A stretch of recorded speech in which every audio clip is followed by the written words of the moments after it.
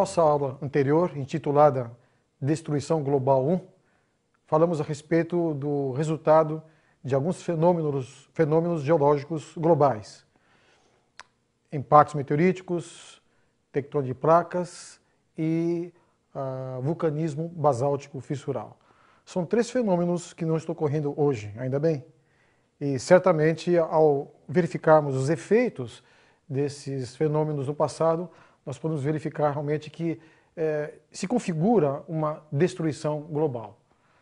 Dando continuidade, então, a esse tema fascinante, nós vamos verificar que esses três fenômenos globais, eles resultaram em outros tipos de fenômenos também globais.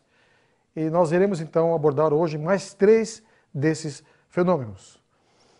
Inicialmente, gostaríamos de contar uma breve história de algo ocorrido um pouco após a atuação desses fenômenos geológicos globais, que evidentemente ocorreram no passado. E é um evento posterior, na época conhecida como glaciação pleistocênica, ou seja, um período quando o hemisfério norte sofreu realmente um abaixamento de temperatura drástica durante um período longo de tempo e grandes camadas de gelo se formaram, inclusive no continente norte-americano. Essa figurinha nos mostra o resultado desta glaciação. Nós estamos vendo aqui a parte branca, ocupando praticamente o extremo norte dos Estados Unidos e já realmente pegando o Canadá. Então, praticamente o Canadá, nessa ocasião, ficou totalmente coberto por gelo. Então, nessa região aqui, que seria a parte noroeste dos Estados Unidos, nós vemos aqui, entre os estados de Washington e Oregon, o rio Columbia, não é? Mas aqui é uma figurinha realmente que tenta retratar o que ocorreu no passado. Quando realmente esse gelo se estabeleceu aqui, essas camadas de gelo, de alguma forma houve um bloqueio de um antigo lago chamado Lago de Missoula. Esse lago, então, com o degelo, ele foi impedido de realmente extravasar em função de uma barragem de gelo que se formou aqui. Então, se acredita que com o rompimento desse obstáculo de gelo, a água desse lago ela se movimentou de maneira catastrófica e erodiu essa região de maneira muito rápida e violenta. E hoje nós vemos aqui aquilo que o termo utilizado para essa região é Scablands.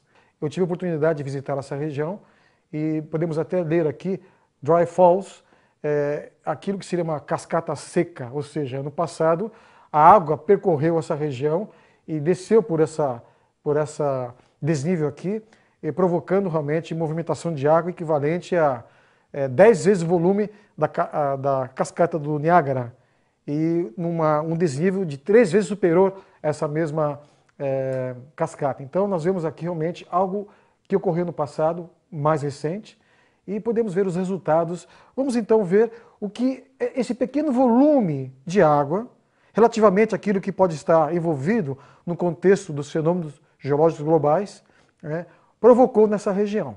Vamos então para alguns detalhes do ocorrido aqui nessa porção noroeste dos Estados Unidos há algum tempo atrás. É uma área que abrange praticamente 40 mil quilômetros quadrados. Bem, um artista, um cientista, usando um esquema assim, que ele imagina que teria ocorrido, essa região aqui é a região mais alta do Vale do Rio Columbia, então ele imaginou essa água se movimentando e fez esse desenho aqui, que com certeza reflete algo parecido que ocorreu. Então, são ondas destruidoras com centenas de metros de altura. Você pode ver aqui blocos de rocha imensos, nós vamos ver algumas fotos desses blocos, onde eles estão hoje. Então, isso aqui ocorreu, mostrando o poder realmente erosivo e destruidor de águas se movimentando em grande quantidade. Isso é bastante interessante. O resultado da movimentação dessas ondas imensas de água provocou uma erosão muito grande. Dezenas de metros de rocha foram levadas e nós temos esses vales aqui formados. Então, o resultado, uma formação de extensa rede de profundos e amplos vales secos que estão hoje nessa região nos Estados Unidos. Então, podemos ver essa figurinha aqui. Certamente as rochas todas estavam nesse nível, com esse processo erosivo, tudo realmente foi levado pela frente, né? Aqui tem um vale que hoje existe um fluxo de água, mas note que o vale é bem mais extenso do que aquele realmente provocado, necessário para esse pequeno curso de água seguir o seu caminho. Então, certamente, por ocasião dessa catástrofe, então, rochas duras, rochas basálticas, em poucas horas removeram realmente quantidades imensas de material duro. Esse material foi se atritando, parte dele foi realmente ficando em fragmentos menores, não é? E alguns blocos permaneceram, e nós vamos ver os resultados dessa catástrofe em outros detalhes. Aqui, um desses blocos que foi transportado, não é? Chamado de erráticos, né? Nesse processo de remoção, alguns realmente foram depositados, não é? São chamados de erráticos. Mais uma evidência dessa catástrofe que ocorreu há pouco tempo atrás. O que é incrível é que, ao sobrevoar essa região, é possível notar algumas marcas de ondas, chamadas Ripple Ridges.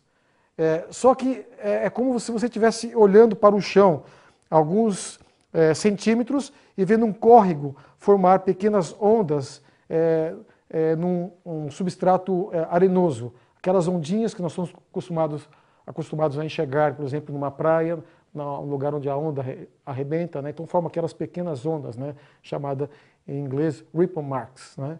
Só que aqui você está numa certa altura e vê essas marcas.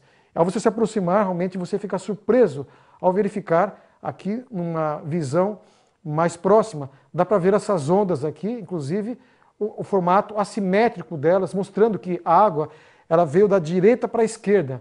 E essas ondas assimétricas têm 15 metros de amplitude e 150 metros de comprimento de onda, entre uma crista e a outra, mostrando que, certamente, para formar marcas de onda desse porte, as ondas que se movimentaram por aqui tinham centenas de metros de altura. Então, as evidências são muitas desse ocorrido.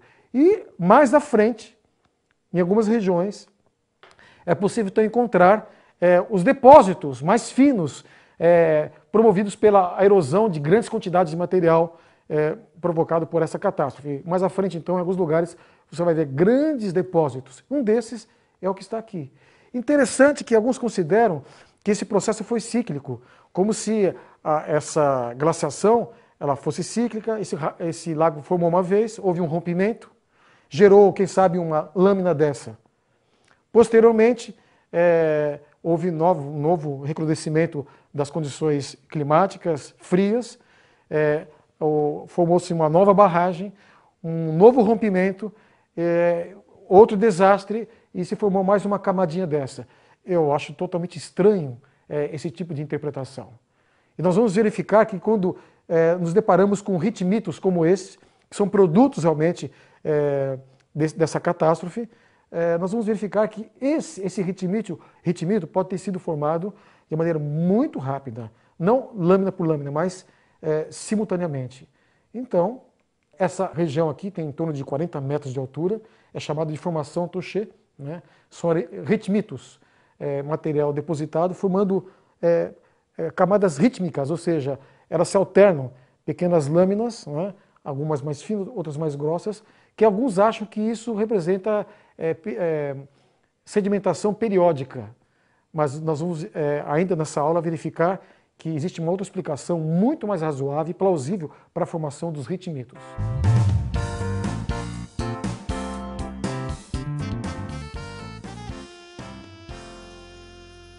Uma inundação localizada, como essa que acabamos de descrever, seria um evento geológico pretérito regional. Produziu significativas modificações geomorfológicas. Então, nós vemos realmente o relevo daquela região do estado de Washington foi bem modificado em função dessa movimentação catastrófica de águas realmente agitadas, removendo rochas duríssimas, provocando erosões com dezenas de metros de profundidade, como se fosse um trator de esteira, removendo esse material e posteriormente depositando mais à frente. A duração do fenômeno, algumas horas, forneceu quantidades imensas de material sedimentar. Já mencionamos ritmitos depositados de maneira muito rápida. Quais seriam os efeitos de inundações mais amplas no processo de remodelamento da superfície terrestre. Ao agora nos reportarmos aos fenômenos geológicos globais, nós iremos trabalhar com águas se movimentando de maneira muito mais violenta. Então nós teríamos depósitos muito mais amplos e espessos de material sedimentar. É isso que realmente nós iremos verificar em nossa aula. Quais seriam ainda as extensões e espessuras dos depósitos sedimentares no contexto dos eventos geológicos pretéritos globais? Então, eu creio que valeria a pena, após essa introdução, verificarmos os efeitos destruidores de grandes porções de água e vamos imaginar agora águas mais violentas, ondas muito mais altas, o que teriam promovido no passado geológico. Bem, então vamos iniciar a descrição daquilo que seria o nosso quarto fenômeno geológico global. Então, tsunamis gigantescos podem ser identificados. Os resultados da ação desses tsunamis hoje nas rochas. Vamos então verificar isso agora. Imaginando um cenário, não estávamos lá, não tinha ninguém descrevendo isso, mas é difícil imaginarmos meteoritos gigantescos se precipitando em direção à superfície de mares pré-existentes. E o que teria provocado? Ondas com quilômetros de altura, não seriam centenas de metros de altura. Ondas com quilômetros de altura teriam realmente avançado de maneira muito rápida em direção às áreas continentais, varrendo realmente quantidades imensas de rochas e plantas e, quem sabe, animais e seres vivos que estavam realmente presentes nessa ocasião. Então, essas ondas gigantescas, podemos imaginá-las. Alguns geólogos já consideram essa possibilidade. Só que é interessante, esses mesmos geólogos não procuram descrever o efeito dessas ondas ao adentrarem numa área continental, o que teriam provocado. Isso não é considerado nos livros de geologia, infelizmente.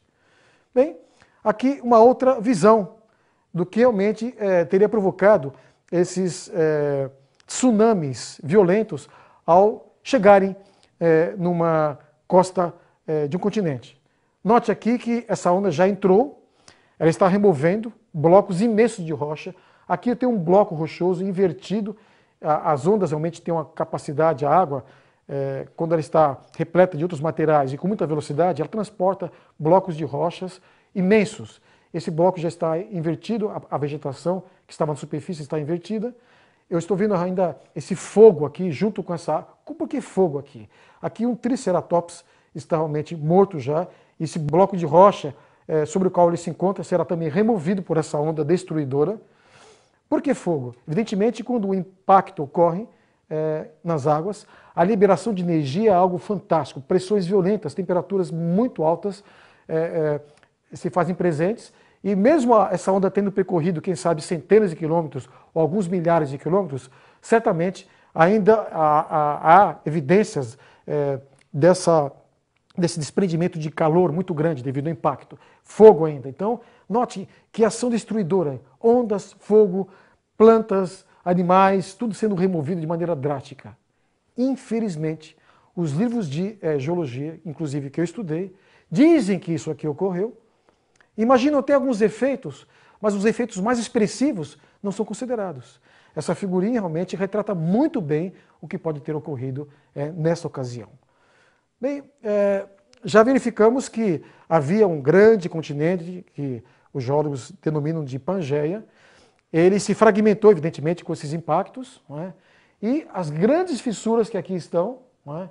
Nós já comentamos, através delas, grandes quantidades de lava saíram, gerando grandes províncias basálticas, não é? Em áreas continentais, em áreas oceânicas, inclusive o próprio Oceano Atlântico e Índico, são províncias basálticas extensas, refletindo realmente esse momento bastante drástico da história do nosso planeta. Bem, por aqui saiu muita lava, mas hoje se sabe, os geólogos sabem, que o manto tem muita água na forma de componentes de alguns minerais. Assim que as tensões são liberadas nessas regiões por algum motivo, por exemplo, uma fenda formada, uma fissura por impactos meteoríticos, ocorre a liberação das tensões e essa água é liberada. E antes de a lava sair, quantidades colossais de água, certamente provenientes do manto, subiram por essas fissuras uma velocidade incrível, águas quentes. Imagine o efeito destruidor dessa água saindo sob pressão das profundezas da crosta. Certamente que as bordas da crosta foram removidas, essa água já veio com material, realmente, fragmentos de rocha, não é? E à medida que realmente ela desceu, deve ter provocado ondas também gigantescas. Então, esse é o cenário que conseguimos enxergar quando constatamos os resultados imediatos de impactos meteoríticos que ocorreram aqui na Terra nesse período dramático de sua história. Bem, para onde os gigantescos tsunamis levaram as rochas, plantas e animais? Eis a questão. Os livros de geologia, e evidentemente alguns biólogos também se interessam por esse assunto, porque certamente haviam seres vivos, não é? Hoje as colunas geológicas do mundo inteiro trazem todo o fanerozoico, ou seja, as rochas que contêm fósseis, impactos ou estruturas de impacto que foram detectadas. Então hoje a coluna geológica está repleta, como já mencionamos, de estruturas de impacto. Então os seres vivos realmente que aqui estavam foram destruídos num primeiro momento e logo após, né? Resultados primários e secundários. Agora, onde estão os animais, as plantas e as rochas oriundos da movimentação dessas ondas gigantescas? Em que lugar está isso? Bem, alguns certamente teriam dificuldade de entender isso, porque ao estudarem as rochas com fósseis, parece que a história dessas rochas, desses fósseis, é uma outra história. Não essa, não esse contexto que eu estou colocando aqui, infelizmente.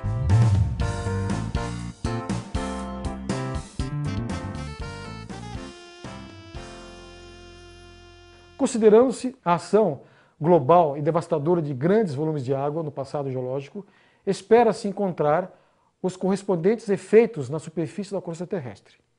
Sim, lógico. Mas onde estão? Nós já vimos que os impactos deixaram algumas estruturas. Tá? Mas e essas ondas carregando sedimentos? Onde estão os efeitos realmente desse processo? Esses registros históricos apresentariam que evidências? Temos aqui 3 opções. Primeira delas, formações geológicas resultantes de processos lentos e graduais. Como? Será que essas ondas, ao chegarem nas áreas continentais, elas diminuíram drasticamente a velocidade e perderam toda o seu potencial enérgico e violento, realmente destruidor, e as coisas ficam normais, elas aparecem, elas dissipam, e as coisas ocorrem naturalmente aqui na Terra, não é? Sem nenhuma realmente transformação drástica, cataclísmica. Como realmente imaginar que essa opção seria possível? Mas boa parte dos geólogos consideram que as rochas sedimentares, os fósseis, representam períodos longos de calmaria geológica. Nesse nosso contexto, parece que não se ajusta essa possibilidade. Mas pense um pouquinho nisso. Será que existem outras maneiras de interpretar realmente aquilo que estamos expondo? Uma segunda possibilidade, colocamos como uma questão. Calmaria geológica generalizada, interrompida esporadicamente por fenômenos mais enérgicos, seria uma segunda opção. Ou seja, realmente existiram catástrofes na coluna geológica, alguns imaginam de 5 a 6. Mas e o resto da coluna? Calmaria geológica?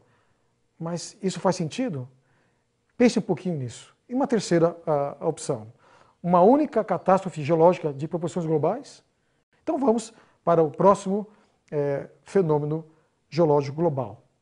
Mortandade em massa. Evidentemente que isso não é difícil de destacarmos, né? Eu vou colocar aqui algumas imagens de fósseis. Evidentemente, os fósseis, todo geólogo sabe que para os fósseis serem preservados, tem que existir um rápido soterramento, né, desses seres para não entrar em decomposição. E ao vermos a quantidade imensa, milhões, bilhões de fósseis, alguns deles muito bem preservados, as evidências realmente de morte catastrófica são ressaltadas. Então eu tenho aqui alguns exemplos de invertebrados marinhos, né? Um crinoide, né? É um lírio do mar que existiu muito no passado, hoje é bem mais raro, né? Um amonita, aqui um escorpião marinho, aqui um trilobita, né? aqui um braquiópode, e o incrível, uma água-viva fossilizada, como um animal tão sensível, formado só quase por água, como pode ter sido preservado? Isso mostra que realmente houve um rapidíssimo soterramento e a estrutura da água-viva, ou de uma medusa, foi preservada. Como eu posso imaginar esses invertebrados sendo preservados como fósseis, se não for por meio catastrófico? Então, de alguma forma, isso se liga com o nosso contexto aqui. Então, para mim, isso aqui é produto de uma catástrofe.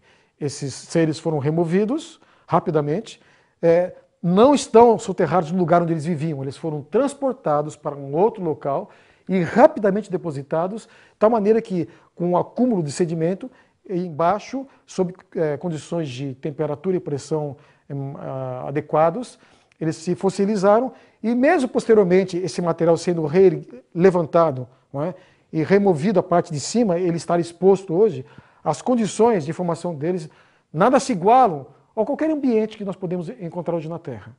Eu fico pensando em que ambiente hoje marinho eu podia encontrar situações que poderiam, daqui a alguns milhares de anos ou milhões de anos, preservar invertebrados de maneira tão perfeita como estou vendo aqui. Será que essas condições existem hoje em algum lugar, em algum ambiente aquático, na superfície da Terra? Pense um pouquinho nisso. Bem, temos aqui outros exemplos de fósseis. Morte catastrófica e rápido soterramento de peixes. Preste atenção nos detalhes desses peixes que aqui estão. O grau de preservação parece realmente que ele está vivo, mas ele está totalmente litificado, ou seja, é uma rocha. Mas sabemos que essa rocha aqui também foi um peixe. Mas é um peixe ou uma rocha? São as duas coisas. Mas para eu ter realmente esse peixe se transformando num material rochoso com essas características tão bem preservados como esse cardume que foi aprisionado repentinamente, a nítida impressão é que esses seres foram soterrados em vida. E eu não tenho dúvidas. Ao olhar esses dois de baixo, especialmente, eu me recordo do privilégio que tive de estar na Chapada do Araripe, Formação Santana. Eu tenho aqui comigo um fóssil, que pode realmente ser observado em maiores detalhes.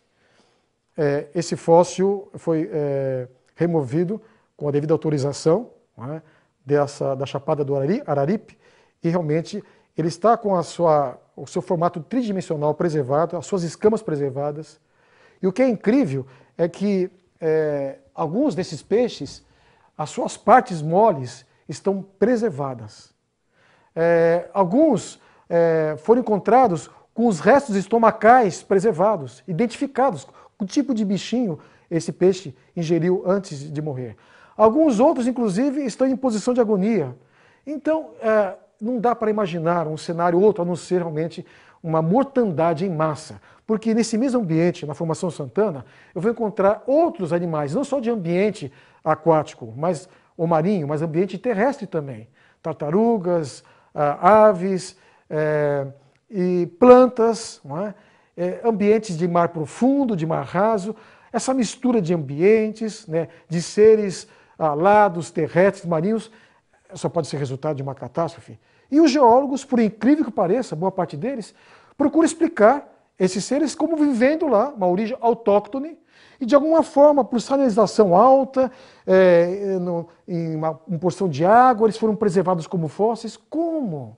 Esses seres eles são de origem alóctone, ou seja, eles foram transportados, misturados, vindo de outros lugares e foram soterrados rapidamente nesse local. Que visão estranha, realmente, imaginar processos lentos e normais. Em que lugar hoje, da superfície da Terra, em lugares onde esses animais vivem, eu vou encontrar esses seres em processo inicial, intermediário ou final de fossilização?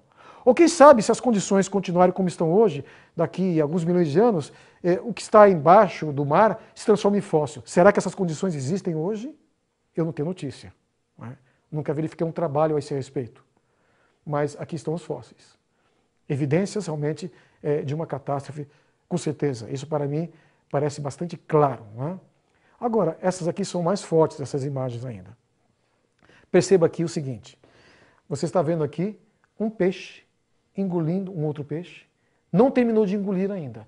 E o animal, nós já vimos vários filmes, esse processo de ele se alimentar em questão de frações de segundo, ou poucos segundos, ele já realmente consegue engolir esse peixe. Ainda não terminou de engolir. Esse outro aqui está ainda realmente com metade para fora de sua boca.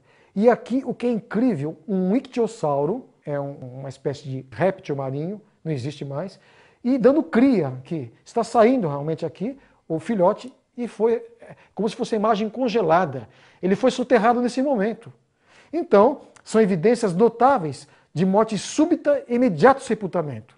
Mesmo que eu não encontre todos os fósseis nessas condições, a maneira como eles estão preservados, o tipo de fossilização que ocorreu com partes de alguns animais, apenas partes preservadas, é o mesmo processo que realmente permitiu que eles fossem esses aqui preservados. Só que aqui condições melhores, um material mais fino, né, permitiu realmente que eles fossem preservados. Em alguns lugares, esses animais sofreram um transporte ainda que permitiu que eles se atritassem mutuamente ou ficaram expostos, quem sabe, algumas horas, alguns dias, e quando foram soterrados rapidamente, eles foram parcialmente preservados. Mas eles estão aí como fósseis, também como evidências desse contexto catastrófico que estamos tentando realmente explicar para você. Então, são evidências, os fósseis são evidências realmente desses fenômenos geológicos globais que estamos mencionando. E a Terra inteira está repleta de fósseis, em todos os continentes tem fósseis. Nós estamos sobre um vasto cemitério. E daqui 100 milhões de anos eu não vou ter um outro cemitério formado sob as condições atuais geológicas. Então, alguma coisa diferente ocorreu no passado que não ocorre hoje, para justificar a existência desses fósseis. Bem, aqui temos mais alguns exemplos. Aqui estamos verificando as evidências de morte catastrófica e rápido soterramento de répteis. Esse aqui é o Mesosaurus brasiliensis, um réptil bastante comum que ocorre em algumas rochas aqui da América do Sul, no subgrupo Irati, e ocorre também na África, mostrando que quando ocorreu a deposição do subgrupo Irati, de alguma forma os continentes estavam juntos ainda. É uma formação que se estabelece, uma deposição, um pouco antes da abertura do Oceano Atlântico, o proto-Oceano Atlântico. Então, é uma evidência de que os continentes estiveram juntos no passado, por causa desse fóssil, que ele ocorre realmente nos dois continentes e bem preservado. Eu tenho aqui algumas tartarugas fossilizadas, muito bem preservadas, foram realmente pegos de surpresa, estão realmente como se movimentando, em seguida elas em vida são soterradas e fossilizadas. Aqui eu tenho um dinossauro, os dinossauros estão por aí, todo mundo fala em dinossauros, mas é um grupo de animais que também realmente foi encontrado em grande quantidade e alguns muito bem preservados, inclusive alguns dinossauros têm os seus órgãos internos identificáveis, foram fossilizados e podem ser identificados. A própria pele realmente foi preservada, então essas descrições e reproduções de dinossauros são muito fidedignas, muito próximos realmente do real, do que esses animais foram. Agora, a maneira como eles realmente morreram, isso não está explicado pela geologia convencional de maneira convincente. Bem, seres alados, uma libélula perfeitamente preservada, os seus detalhes realmente estão aqui, mostra que esse inseto certamente estava em vida quando foi soterrado. Aqui um Archaeopteryx, que alguns consideram um réptil alado, mas parece que suas características são de uma ave, uma perfeita ave, um pouco diferente das aves que nós encontramos hoje. Então, também estão soterrados e preservados como fósseis. Então, morte catastrófica e rápido soterramento de seres alados. Então, os fósseis, de alguma forma, são evidências muito fortes desse contexto promovido pelos fenômenos geológicos globais. Plantas, morte catastrófica e rápido soterramento de plantas. E com as suas texturas e detalhes sendo preservados. Aqui tem 3 tipos de plantas. Agora, o que é incrível, alguns troncos fossilizados estão na posição vertical.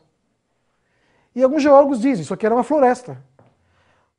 No Parque Nacional de Yellowstone, nos Estados Unidos, existem algumas florestas petrificadas, e são vários níveis, até 75 níveis. E a impressão que você tem quando se depara com essas florestas é que realmente foram florestas que se desenvolveram e por algum motivo elas foram soterradas por algum evento catastrófico, um remanescente, sementes e alguma coisa sobrou, uma nova floresta cresce, né, em cima dessa que está soterrada, se desenvolve durante umas centenas de anos, ou quem sabe milhares de anos, uma nova catástrofe, forma uma nova floresta petrificada e assim por diante. Somando essas florestas, eu precisaria de um tempo aí de mais de 100 mil anos realmente para formar todo esse material.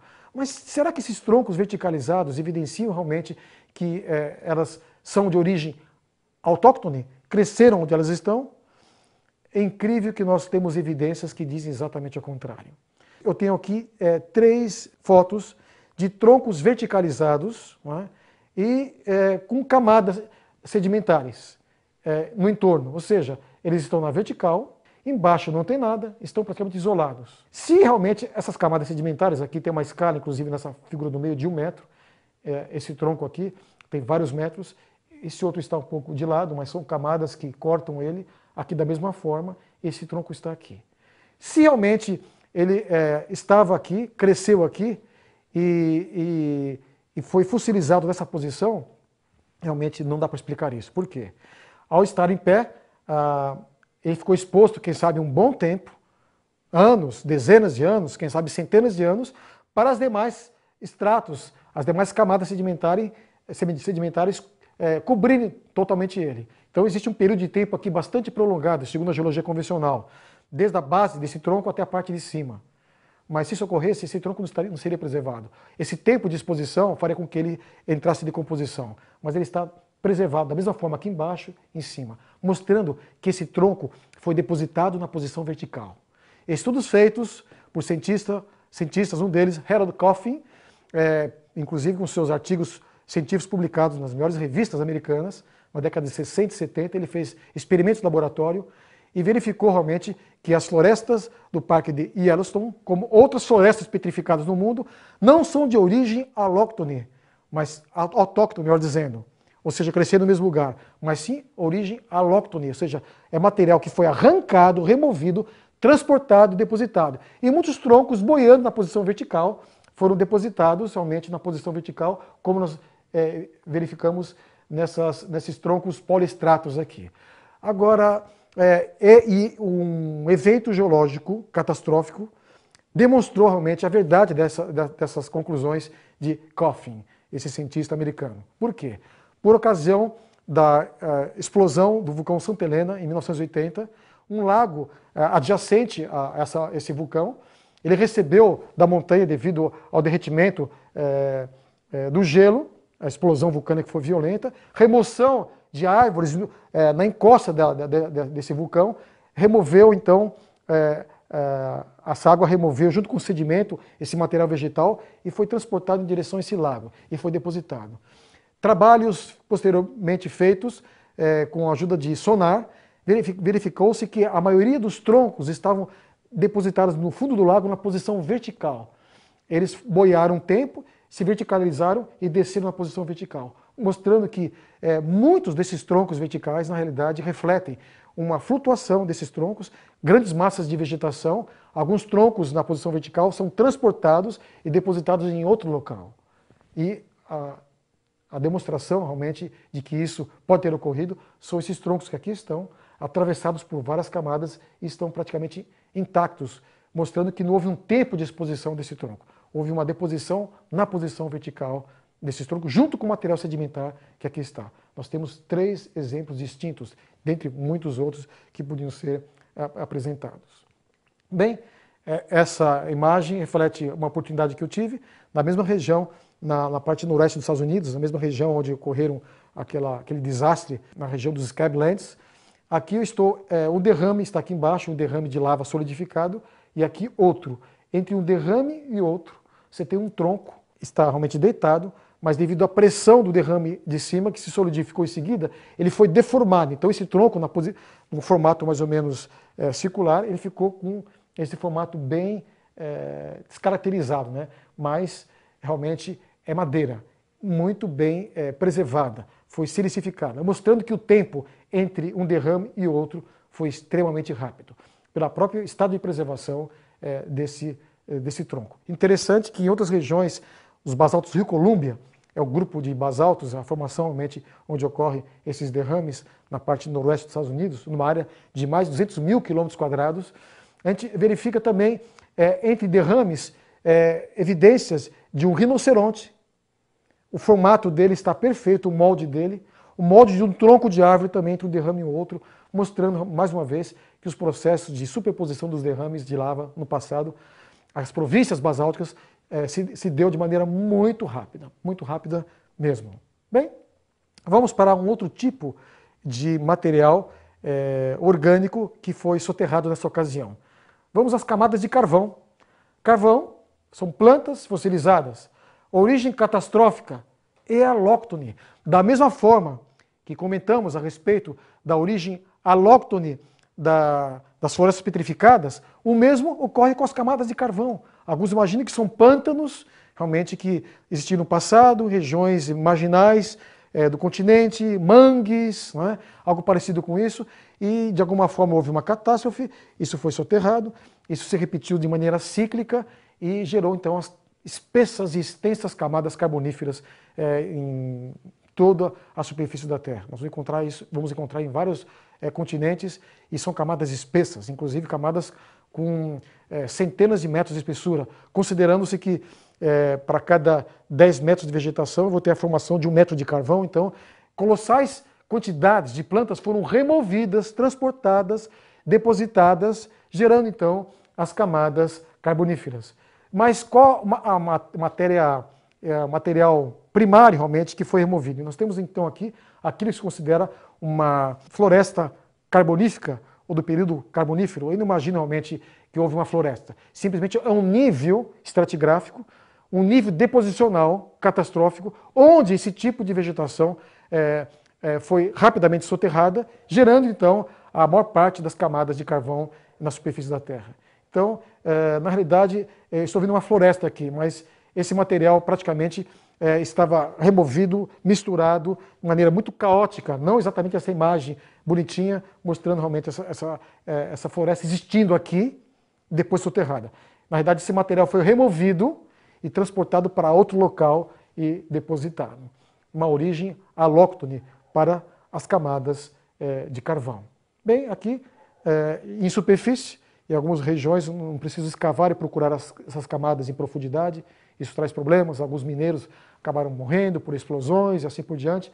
Então, aqui a céu aberto, o carvão sendo explorado, e é tão importante para a economia, né? Então, também resultado de quantidades imensas de plantas, vegetação, que foi transportada, rapidamente soterrada no passado geológico. No contexto dos fenômenos geológicos globais, isso se explica de maneira perfeita. Bem, nós também conhecemos, e quão útil ele é, né? Petróleo e gás natural. Também soterramento de seres plantônicos, ou seja, aqui eu tenho alguns desses seres, é a base da cadeia alimentar dos oceanos, zooplâncton e fitoplâncton, ou seja, quantidades imensas desses seres foram soterrados de maneira rápida no passado, gerando realmente camadas onde o petróleo se acumulou.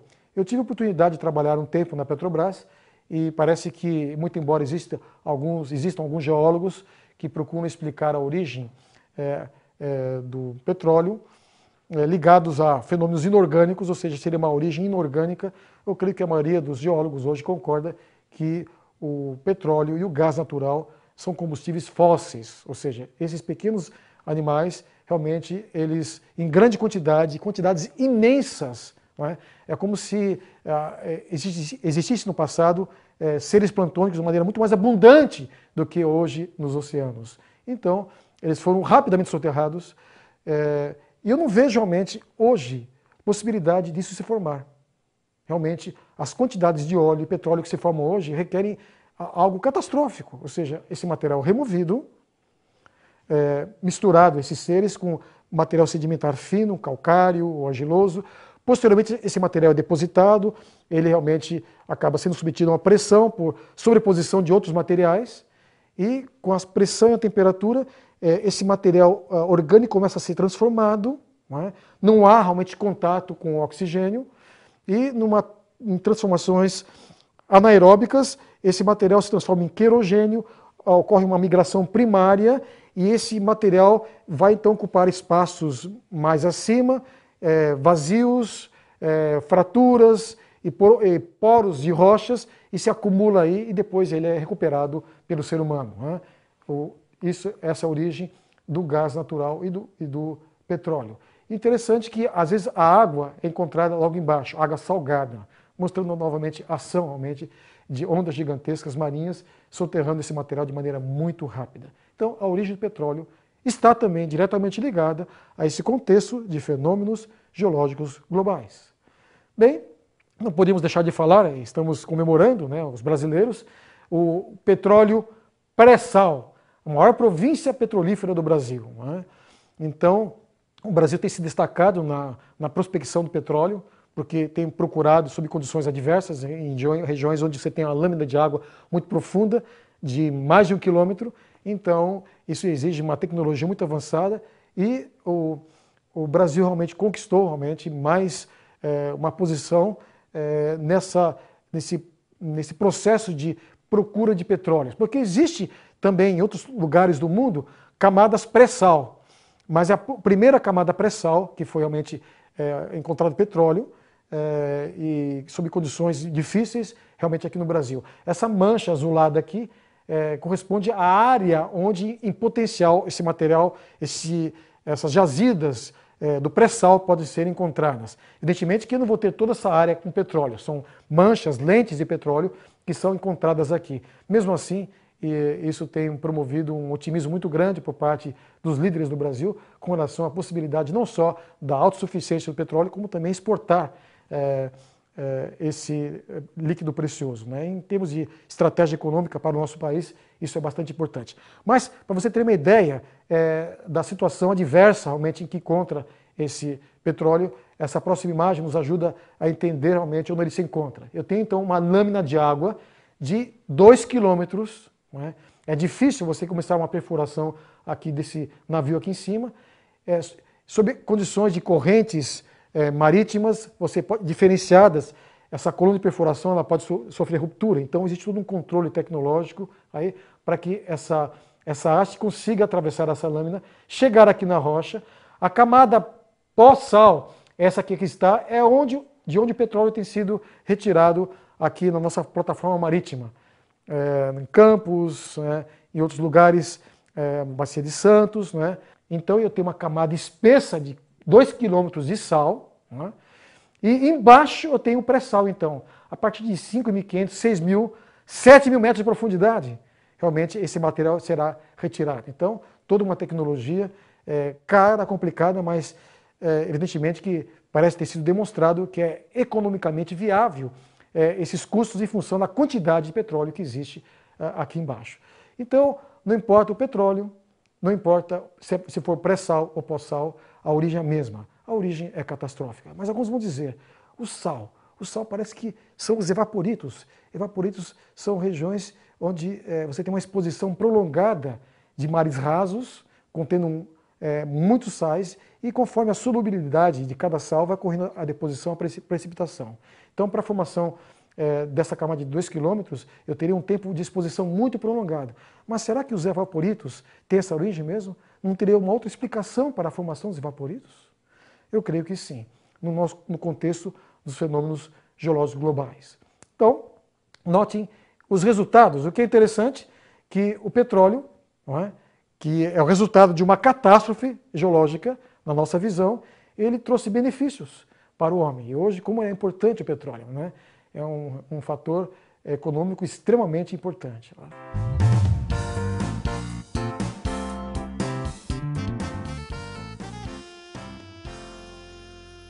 A presença generalizada de fósseis em todas as áreas continentais, incluindo as bacias marginais, onde o petróleo é encontrado aqui no Brasil, nos vários níveis da coluna geológica, pode ser perfeitamente traduzida por mortandade em massa. Ou seja, nós conseguimos entender, os fósseis estão aí porque realmente eles morreram em grande quantidade e de maneira catastrófica, e foram também rapidamente soterrados. Esse contexto catastrófico parece bastante claro ao estudarmos os fósseis.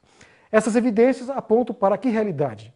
Novamente, nós temos 3 opções aqui, mas me parece que uma delas salta aos olhos. Mas Vamos democraticamente considerar o que a geologia convencional tem apresentado e vamos verificar se realmente os dados disponíveis eles são condizentes com aquilo que realmente a geologia convencional tem defendido nos últimos anos. Então, uma possibilidade.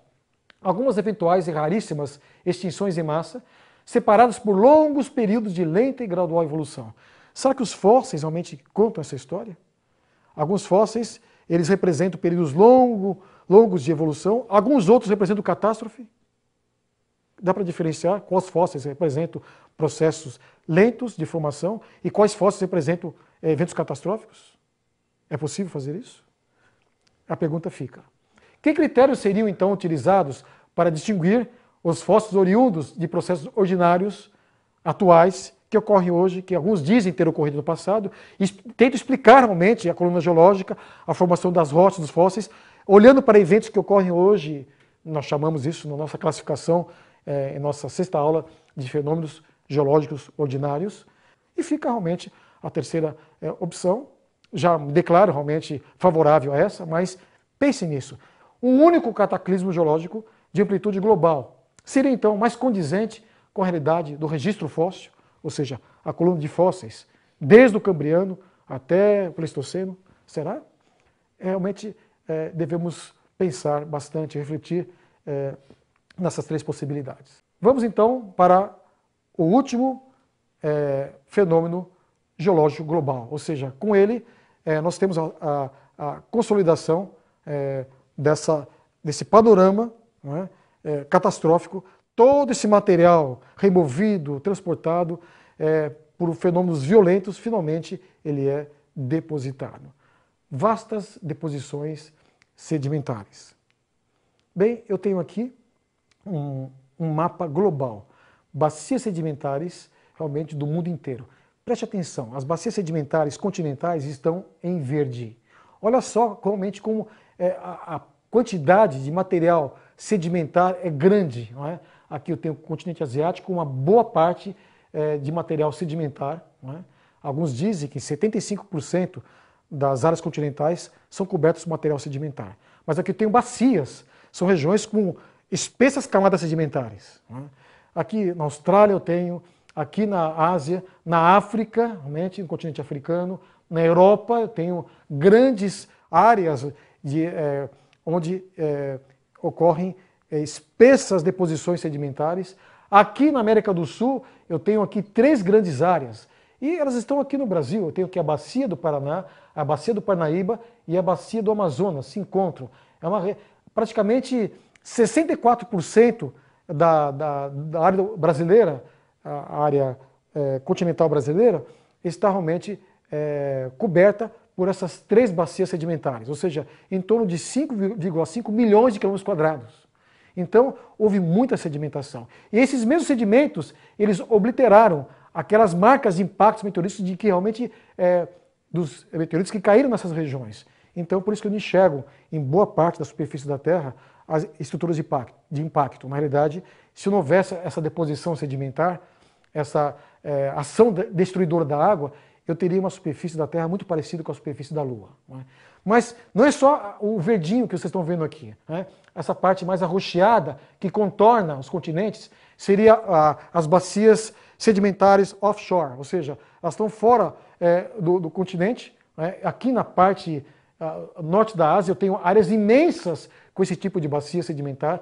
Aqui em toda a região, nessa orla pacífica da Ásia também, eu tenho muitas bacias sedimentares, não é? E aqui também as bacias que estão aqui na margem atlântica da América do Sul é a região onde é encontrado o petróleo, inclusive o pré-sal está aqui nessa parte arroxeada. Então, a Terra realmente está repleta de evidências de que as camadas sedimentares foram transportadas de maneira muito rápida e depositadas. Então você consegue nessa figurinha ver o efeito dessa catástrofe. Esse verdinho não existia antes, aqui está, o roxo também não. Então a Terra, a superfície da Terra, a geografia da Terra foi modificada de maneira drástica por ocasião da manifestação desses 6 fenômenos geológicos globais. Vamos para apenas uma dessas 3 bacias brasileiras, a Bacia do Paraná, que aqui está. Né? Ela possui uma área em torno de 1.500.000 quilômetros quadrados. certamente um fenômeno geológico pretérito continental. Não é? E a espessura média da bacia, aqui mais ou menos na região do Pontal do Paranapanema, né, no extremo oeste do estado de São Paulo, eu tenho uma espessura de 7 quilômetros de sedimento. Então, se eu tivesse um processo erosivo, violento, um grande tsunami, quem sabe se arremetendo aqui na região em direção ao continente sul-americano, e removesse num canal os sedimentos numa linha, num sentido da bacia do Paraná, eu podia ver paredões dos lados de 7 quilômetros de material sedimentar. Eu fico imaginando, será que hoje, em algum lugar, está ocorrendo algum fenômeno parecido, de tal maneira que daqui a algum tempo eu vou ter bacias sedimentares com essa espessura, com fósseis? Se as coisas continuarem como estão ocorrendo hoje? Não. Alguma coisa diferente, com certeza, ocorreu no passado, para gerar deposições tão amplas e tão espessas como essa aqui. Essa é apenas uma, dentre aquelas outras várias que existem em toda a superfície do globo terrestre. Né? Mas vamos considerar apenas uma camada dessa bacia do Paraná, apenas uma. É o subgrupo Irati, que tem uma área de 1 milhão de quilômetros quadrados, uma espessura em torno de 70 metros. Alguns dizem que a área é maior, em torno de 1 milhão e 500 mil quilômetros quadrados, e espessuras médias de 100 metros. Mas vamos ficar com esses dados mais modestos. Né? E aqui eu tenho uma pedreira do Irati, que na região de Rio Claro, no interior de São Paulo, Piracicaba, tem pedreiras que exploram realmente esses ritmitos aqui, né? Alternâncias, ritmitos. Guarde bem, essas formações geológicas parece que tem uma história a contar, diferente daquela que é contada geralmente mediante os livros de geologia. Então eu tenho aqui realmente um efeito bem localizado, mas é imenso. Eu não tenho nada disso formando hoje. Quem sabe daqui a 100 milhões de anos, em algum lugar, eu vou ter um novo subgrupo Irati, repleto de fósseis. Aqui no subgrupo Irati está aquele esqueletinho de réptil que eu mostrei há pouco, o Mesosaurus brasiliensis, não é? Em quantidades muito grandes. Milhões desses seres estão aí fossilizados, muito bem preservados. Será que esse ambiente eles estavam vivendo tranquilamente, morriam, depois alguns sobreviviam, depois morriam novamente, soterrava? Como explicar esse material formando-se aos poucos? Nós vamos ver que a própria formação rítmica desse pacote sedimentar, ela sugere um outro fenômeno bastante interessante que iremos abordar ainda hoje. Né? Eu tenho aqui a formação Morrison, nos Estados Unidos. É a formação muito estudada, muito valorizada pelos geólogos. Por quê? É aí que eu vou encontrar uma quantidade muito grande de fósseis de dinossauros e alguns muito bem preservados. Não é? Essa formação ela tem em torno de 1 milhão de quilômetros quadrados e uma espessura média de 100 metros. Ela vai desde quase o Canadá até o Texas. É uma formação imensa, atravessa boa parte central dos Estados Unidos. Então, uma evidência muito marcante desses fenômenos geológicos globais. Em algum momento, a partir de hoje, as coisas continuando como estão, e quem sabe ocorrendo alguma catástrofe esporádica, como nunca ocorreu na história humana, né, segundo os geólogos, vai ocorrer realmente e parar depois uma outra, algo semelhante, isso aqui. Eu creio que a nossa visão da geologia deve mudar. As camadas sedimentares tão extensas e tão espessas e tão homogêneas, repleta de fósseis, são características inequívocas realmente de processos rápidos, contínuos e catastróficos. Bem, uma outra coisa impressionante que podemos ver, aqui o Grand Canyon nos mostra isso de maneira exuberante, são os contatos plano-paralelos entre as camadas. E é interessante que alguns desses contatos, os geólogos dizem que existem hiatos, ou seja, períodos de tempo onde não houve deposição, ou seja, a camada que está logo abaixo, ela ficou exposta durante milhares ou milhões de anos até, e ela manteve a sua horizontalidade. Ela ficou plana. E os processos erosivos não se manifestaram? Não, ela está plana. E algumas nem tem evidência de erosão. E algumas, inclusive, passam para outras camadas, mesmo com esse ato, de maneira gradual. Como, então, imaginar que entre os estratos há períodos prolongados de tempo? Alguns geólogos consideram isso. Então, os contatos plano-paralelos entre os estratos sedimentares é mais uma evidência de superposição contínua desses mesmos estratos. Outra coisa, quando eu olho para dentro dos estratos, eu vou encontrar, além da homogeneidade, mostrando que houve um processo seletivo, um transporte para ter esses materiais tão homogêneos, há também fósseis. Então, se os contatos não apresentam evidência de períodos prolongados de tempo, se o próprio conteúdo também dessas camadas também não mostra períodos prolongados, onde estão os milhões de anos que alguns procuram realmente colocar na superposição dessas camadas? Isso realmente é muito estranho. Ou seja, aqui eu tenho uma nova visão do Grand Canyon. Esse vale erosivo deve ter sido formado, segundo geólogos ou geomorfólogos, durante alguns milhares de anos, quem sabe, dezenas de milhares de anos, mas algumas camadas ficaram expostas mais tempo do que isso. Então, entre uma camada dessa e outra, eu devia encontrar realmente paleorrelevos como esse que aqui está hoje. De tal maneira que os contatos entre as camadas seriam irregulares, reproduziriam um relevo parecido como esse. Mas esse veio depois. E mesmo esse que veio depois não está ocorrendo hoje.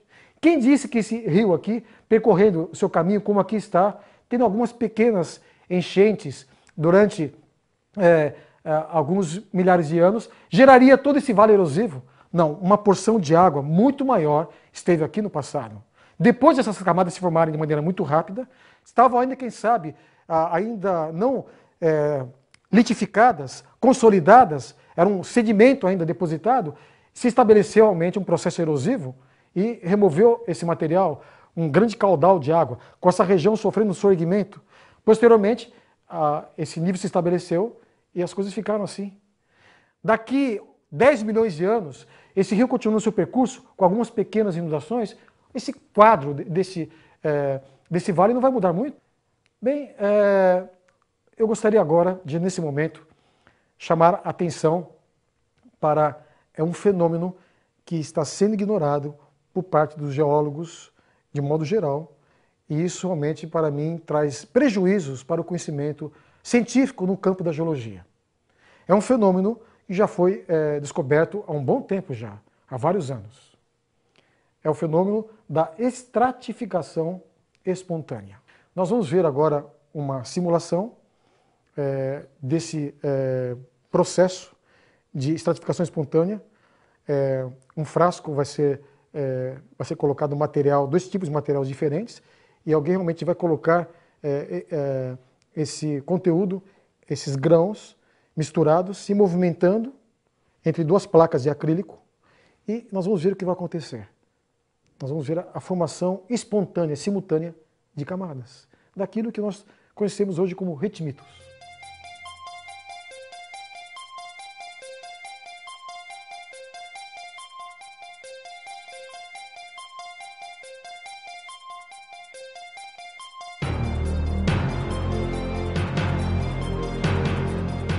Então vamos iniciar, neste momento, uma explicação um pouco mais detalhada do que vem a ser esse fenômeno de estratificação espontânea. Então, como ele ocorre? Movimentos de transporte de material, isso pode ser feito no laboratório. Rotação, materiais com granulometrias diferentes. Ocorre um aparente aumento da ordem. Essa mistura de material, de repente, ela fica organizada, interessante, mas não ocorre uma diminuição da entropia, não. A disposição em faixas, em camadas, ela realmente requer uma energia menor. Então, não ocorre, na realidade, um aumento da ordem. Aparentemente ocorre. Organização espontânea dos grãos. Distintos tipos de lâminas bem definidas que se alternam ou se repetem sistematicamente ou ritmicamente. Então, o experimento está aqui sendo apresentado por Renan Max. Realmente é aquele que formulou modelos, inclusive, para explicar esse fenômeno. E ele está colocando uma mistura de grãos. E à medida que essa mistura ela é depositada entre essas duas placas de acrílico, ela espontaneamente divide em camadas. No caso, as partículas brancas ficam alternadas com as partículas vermelhas. Se eu pegar um funil com o mesmo material e girá-lo, eu vou ter a mesma separação, a desagregação aqui. O que é interessante é que quando eu olho algumas rochas, alguns folheiros, alguns arenitos, alguns agelitos, alguns ritmitos e até evaporitos. Eu vejo algo parecido com isso aqui. Alguns querem dizer que isso aqui é sazonal, não é? A geologia diz. São camadas que se formaram em estações distintas. Mas é meio difícil, porque essa subdivisão é tão, às vezes é maior, às vezes é menor. Como dividir isso de maneira tal que evoque eventos sazonais, mudanças sazonais? Então eu tenho aqui um esqueminha básico, que eu vou reproduzi-lo daqui para frente. Eu tenho fragmentos, grãos de tamanhos distintos, de textura distinta, eu diria, a superfície deles, alguns são mais rugosos, outros mais lisos, densidades diferentes. Então, quando esses grãos são movimentados, no processo de transporte já ocorre a formação rítmica, né, desse material. É como se organizasse espontaneamente. Né? Interessante isso. Bem, onde ocorre isso? Em que ambiente isso se desenvolve? Em meios granulares. Grãos de diferentes tamanhos, formas e densidade. Em ambiente subaéreo, ou seja, o vento transportando materiais pode gerar esse tipo de fenômeno. Em meio subaquoso, a água transportando esse material também. A água pode estar parada, inclusive por decantação pode ocorrer esse tipo de fenômeno, ou mesmo a água em movimento. Né? Então nós temos aqui esse fenômeno sendo reproduzido aqui, hipoteticamente, nessa figurinha, mas ele já foi demonstrado teoricamente, experimentalmente e reproduzido mediante simulação em computador. Não há dúvida que esse fenômeno ocorre. Agora, a minha pergunta, por que a geologia não se apropria desse material e realmente procura verificar a possibilidade de explicar alguns ritmitos que ocorrem na natureza por esse processo? Mas o que acontece é que na mente do geólogo, um geólogo que aceita a geologia convencional, simplesmente processos lentos não existem na natureza. Então eu não vou trabalhar com um processo que vai gerar a formação de lâminas em um período curto de tempo. Então, como uma cosmovisão evolucionista, bloqueia a mente para realizar alguns experimentos que seriam tremendamente elucidativos. Mas, infelizmente, essa experimentação está mais no campo da física. A geologia ainda realmente não se apropriou, é uma pena. Bem, esse experimento ele é bastante esclarecedor. Por quê? Esse experimento que eu vou mencionar agora foi feito. Amostras de rocha original, arenitos, diatomitos, que estavam realmente formados por lâminas de material diferente. Eles foram desagregados ou cominuídos, ou seja, essa rocha foi cominuída até se atingir suas partículas elementares. As partículas que formam as camadas de uma cor e as partículas que formam as camadas de outra cor. Todo esse material foi misturado e nos dois exemplos, ao o material ser transportado por água, a partir da mistura homogênea dos grãos, reproduziu espontaneamente a laminação original com as mesmas espessuras da rocha original, mostrando que o processo realmente, bem provavelmente, tenha sido esse. Então, isso é uma evidência muito forte de que muitos ritmitos teriam a sua origem ligada à estratificação espontânea. As implicações no que diz respeito ao fator tempo. Na organização espontânea dos grãos, não é obedecido o princípio geológico da superposição.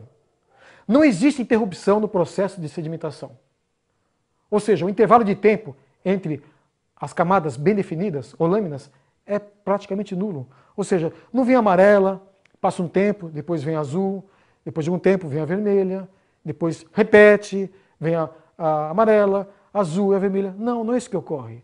Simplesmente, no processo de transporte, o material já se forma. Ele está aqui, num ponto, ele é transportado, mais à frente ele já está assim. Então, o tempo entre as lâminas é praticamente nulo. Quão bom seria realmente se os geólogos valorizassem mais esse processo. Vamos ver as implicações na explicação de alguns fenômenos geológicos atuais, ordinários. Aqueles que ocorrem aí ao nosso lado, não catastróficos, evidentemente. Vamos encontrar essa evidência claramente. Eu tenho aqui uma simulação em computador desse processo feito por Maxi, e eu tenho realmente aquilo que eu encontro numa duna atual. Aqui, uma duna da região de Marrocos. Se eu fizer um corte nessa duna, eu vou encontrar isso aqui, ó. Estratificação cruzada.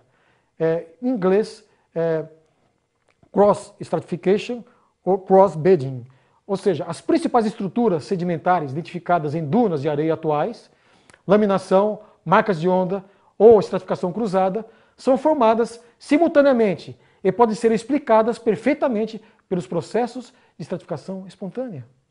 Que interessante, não é?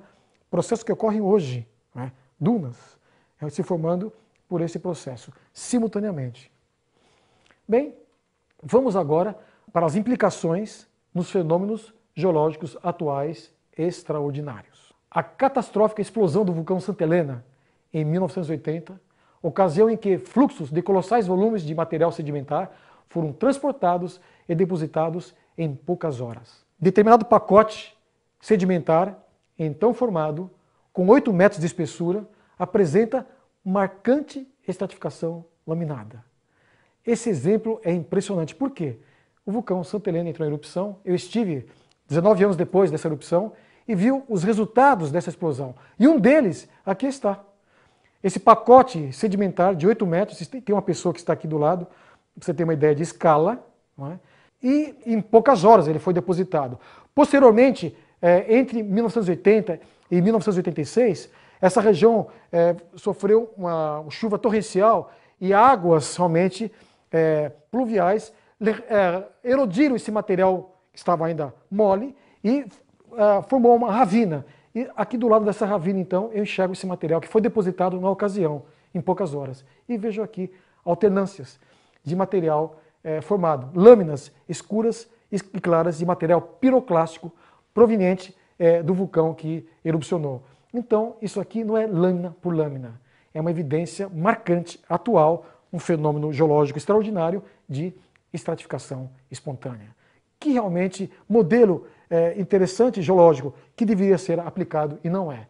Mas o mais impressionante é que ele pode elucidar eventos passados, ou seja, as implicações no que diz respeito aos fenômenos geológicos pretéritos continentais. Volumosas formações sedimentares, é o que nós podemos identificar na coluna geológica, em vastas áreas continentais, compostas de arenitos de origem eólica, antigas dunas, isso é possível. Mas alguém vai dizer, então as dunas de hoje, amanhã podemos ser rochas de origem eólica, arenitos duros, silicificados, não é? Eu creio que alguma coisa deve acontecer além das dunas que estão por aí hoje. Esse material precisa ser realmente sobreposto por outros materiais, não é? E alguns outros processos devem estar acontecendo para que essas dunas amanhã sejam rochas sedimentares. Algo diferente ocorreu no passado. Essas dunas antigas estão cobertas por outros materiais que foram depositados de maneira catastrófica posteriormente. Então, essas formações antigas dunas, elas são caracterizadas por apresentar notáveis superfícies de estratificação cruzada. Por exemplo, a formação Botucatu, na Bacia do Paraná, aquela região que já mencionamos, que se estende por 1.500.000 km², ou seja, a área, o arenito Botucatu é equivalente à própria área da Bacia Sedimentar do Paraná. Não é? Então nós temos aqui, ao vermos a simulação, aquilo que é produzido no computador, usando os critérios físicos da estratificação espontânea, nós vemos reproduzido realmente nas dunas antigas, arenitos do Arizona, arenitos Botucatu e outros arenitos, essa bela imagem pode ser realmente encontrada em algumas regiões, não só do Arizona, mas em Utah, e eu creio que pode refletir dunas antigas que foram realmente transformadas em rochas por processos que não ocorrem hoje, processos muito mais abrangentes e catastróficos do que qualquer coisa que esteja acontecendo hoje. Então, é uma chave para o passado. Então, de alguma forma, essa estratificação espontânea, ela ocorre de maneira rápida e gerou, quem sabe, esse maciço de maneira extremamente rápida. Mas vamos ver outros exemplos muito interessantes. Sedimentação catastrófica tem sido identificada em várias rochas sedimentares em diferentes níveis da coluna geológica fanerozoica. Ou seja, mais alguns exemplos para explicar a possível formação de rochas do passado, ou seja, fenômenos geológicos pretéritos continentais. Assim, os ritmitos em geral, os varvitos, os turbiditos, os evaporitos, os tsunamitos, os tempestitos, os inunditos, etc., representariam prováveis manifestações da estratificação espontânea. Vamos citar então os exemplos aqui. Ou seja, eu estou dizendo que alguma coisa que ocorreu no passado, que hoje os geólogos traduzem como ritmitos, varvitos, turbiditos, evaporitos, tsunamitos, tempestitos, inunditos, sismititos e outros tipos de material rochoso que evocam catástrofes, os geólogos, alguns não, nem sempre é catástrofe. Tempestito pode até ser, mas outros não. Eu creio que todos eles podem ser entendidos por esse processo de estratificação espontânea. Ou boa parte deles, aqueles que têm a manifestação rítmica na sua formação. Então vamos colocar alguns exemplos aqui, reais. O ritmito do subgrupo Irati, que já mostramos, aquela área imensa, alternância de camadas de folhelho e calcário. É um ritmito. Eu creio que ele pode ter sido formado por um fenômeno ligado à estratificação espontânea. Não seriam alternâncias periódicas, primeiro o calcário, depois de algum tempo o folhelho, depois o calcário. Não, um pacote com esse material misturado, foi transportado de maneira muito rápida, e no transporte já se diferenciou e depositou com as características que nós vemos aqui hoje. Varvitos, na região de Itu, em São Paulo. Aqui realmente nós vemos uma manifestação muito clara da estratificação espontânea, porque entre as lâminas nós verificamos dobras de arrasto, assimétricas, mostrando que todo esse pacote se movimentou de uma maneira única e se depositou. Isso aqui, para mim, não tem nada a ver com mudanças sazonais. Parte clara no verão, a parte escura da lâmina no inverno. Eu creio que isso aqui é uma evidência muito forte do fenômeno estratificação espontânea. E um terceiro exemplo aqui, turbidito. Já os geólogos consideram mais fácil entender. O turbidito são massas de sedimentos volumosas que se deslocam em ambiente subaquático, a partir, quem sabe, de uma plataforma marítima, descendo realmente o talude continental e ocupando vastas áreas das planícies abissais. Mas só que eu encontro isso em muitas rochas continentais, mostrando que o mar invadiu, evidentemente que invadiu, no nosso contexto aqui, as áreas continentais e depósitos parecidos com esses ocorreram. Então, turbiditos, com certeza, têm origem ligada à estratificação espontânea. Mas vamos pegar mais alguns exemplos. Evaporitos. Esse aqui é complicado. Alguns geólogos têm dificuldade de entender como evaporitos podem se formar de maneira rápida.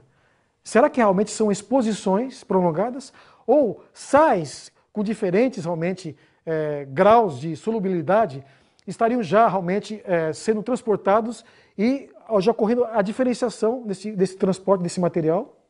Não é? Esse evaporito do Texas, dizem os geólogos que é uma alternância sazonal. Eu creio que esse evaporito especificamente parece ser uma evidência muito forte da estratificação espontânea. Então, nesse caso, não é lâmina por lâmina, é o pacote inteiro se movimentando, se diferenciando e depositando dessa maneira, de tal maneira que não existe praticamente tempo nenhum entre uma lâmina e outra. É um processo simultâneo de formação das lâminas. Tsunamito, o nome já diz. Hoje os geólogos identificam muitas evidências de tsunamis. Aqueles nossos gigantescos tsunamis certamente geraram muitas rochas, o transporte, inclusive, de material sendo transportado e depositado de maneira rítmica também. Hoje já se encontram tsunamitos, inclusive nas regiões onde tem tsunamis com frequência, costa do Japão e outros lugares do Pacífico Sul. Não é? Esse aqui realmente foi caracterizado na Irlanda do Norte. Hoje já se fala muito em tsunamito. No meu tempo de estudante não se falava nisso. Né? E finalmente nós temos aqui o nosso sexto exemplo, um tempestito, que foi encontrado na Itália. Ou seja, grandes inundações, quem sabe fluviais, e material sendo transportado rapidamente e depositado. Mais uma evidência, provavelmente, de estratificação espontânea.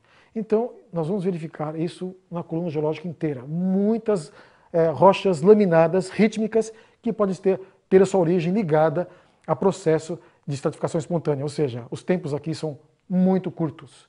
Trabalhos científicos podem ser encontrados com relação à estratificação espontânea nas melhores revistas, nós temos aqui na Nature e outras revistas. Aqui está Max, que é um dos principais proponentes desse tipo de fenômeno físico, né, que infelizmente não está sendo apropriado pela geologia e levando a conclusões equivocadas.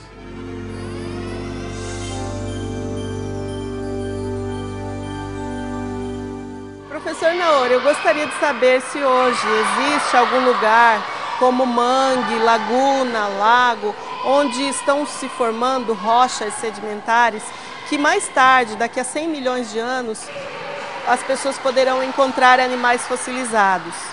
Quero saber também se essas rochas fossilíferas serão cortadas por imensos vales erosivos ou não. Bem, eu creio que essa pergunta, de certa forma, nós já temos respondido em nossa aula, mas ela faz sentido. Eu creio que o que está ocorrendo hoje na Terra, em qualquer lugar, eu não vou encontrar realmente evidências que me fazem pensar que esses processos de hoje, que estão ocorrendo, gerarão no futuro camadas sedimentares espessas, extensas, com fósseis. Alguma coisa diferente do que ocorre hoje, ocorreu no passado, para gerar toda a coluna geológica. Então, eu creio que realmente alguma coisa diferente ocorreu. E nós já sabemos realmente que isso ocorreu não de maneira, foi uma catástrofe, depois deu um tempo de calmaria geológica, depois veio outra catástrofe. Parece que as coisas realmente são diferentes. Então, quando eu olho para um cânion desse, o Grand Canyon, onde eu tive a oportunidade de conhecer, isso que para mim é um verdadeiro monumento à catástrofe, né? Tanto as formações sedimentares, como o próprio vale erosivo de 800 quilômetros de extensão, né? É uma coisa fantástica, né?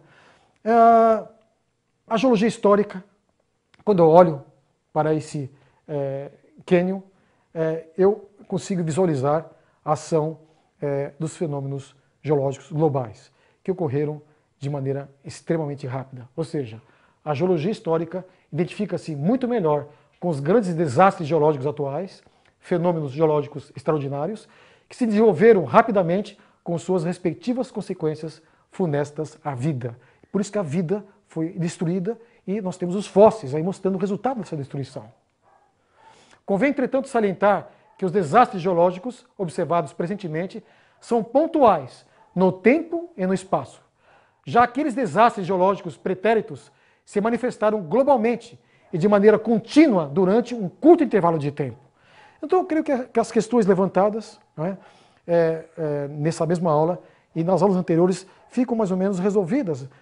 Eu acho que as evidências que nós temos são de eventos rápidos, contínuos e catastróficos. Então, agora a pergunta final, nessas nossas conclusões. A duração desses fenômenos, quanto tempo durou? Foi falado em impactos meteoríticos, a coisa é rápida, são segundos, minutos, alguns eventos se falou em semanas. Qual foi a duração desses fenômenos, na realidade? Vamos colocar aqui, então, os 6 fenômenos, juntos aqui, todos juntos. O primeiro deles, impactos meteoríticos, tectônica de placas, vulcanismo fissural, gigantescos tsunamis, mortandade em massa e vastas deposições sedimentares. Quando eu analiso esses 6 fenômenos geológicos globais conjuntamente, os livros de geologia até que trazem alguma coisa sobre isso, bastante coisa sobre isso, alguma coisa sobre isso. Aqui se fala até em extinção em massa, como se realmente houvesse calmaria entre uma extinção e outra. Eu prefiro o termo mortandade em massa. Não é? Pouco se fala sobre gigantescos tsunamis, as vastas deposições sedimentares se comenta bastante. Mas quando eu associo esses 6 fenômenos, eu ligo os 6, o quadro que surge é esse. Eu percebo que se destaca uma causa e se destaca um efeito. Não é? A causa primordial seria os impactos meteoríticos. E dos resultados, os mais funestos realmente são as vidas que são ceifadas e transformadas em fósseis. Mortandade em massa. Esse tipo de quadro não pode ser encontrado nos satélites de Júpiter, não pode ser encontrado em Marte, não pode ser encontrado na própria Lua. Lá ocorreram também impactos meteoríticos, mas as circunstâncias na Terra realmente eram diferentes. Aqui havia vida, não é? Essa vida foi ceifada, havia água. Não é? Essa água realmente varreu a superfície da Terra, depositando camadas sedimentares em vastas áreas. Então, quando eu analiso esse quadro e procuro realmente interligar esses fenômenos, eu vejo que os tempos aqui são segundos, algumas mudanças ocorrem em segundos, algumas em minutos, outras em horas, algumas em dias, algumas em semanas, e esses eventos sendo recorrentes em alguns meses. E quando eu vejo esse quadro, eu percebo que não existe uma catástrofe aqui, depois um tempo de calmaria geológica, depois outra lá. Numa catástrofe ocorre mais isso, noutra ocorre mais isso, noutra... Não. Esse quadro, para mim, eu vejo um todo. Ele está aqui com vermelho, pintado de vermelho, mas quando eu vejo esse vermelho, finalmente eu percebo que é como se eu ignorasse o que está atrás, ou seja, uma única catástrofe global. Qual foi a duração dessa catástrofe global que ocorreu no passado? Eu creio que seriam meses. Quantos meses? Na próxima aula nós continuaremos esse fascinante tema.